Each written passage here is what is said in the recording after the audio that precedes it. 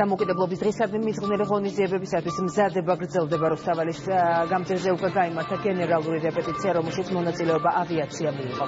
შინაგან საქმეთა სამინისტრომ სხვადასხვა ტიპის იარაღი წარმოადგინა. მზად არიან სხვა სახელმწიფო უწყებებიც, რომლებიც ხვალ უკვე გახორციელებულ და დაგეგმილ პროექტებს წარმოადგენენ. რუსთაველზე მოწყობილია ხელოვნური თოვლის საფარის. თავისუფლების მოედანზე დამონტაჟებულ სცენაზე კი ბოლო სამზადისი მიმდინარეობს.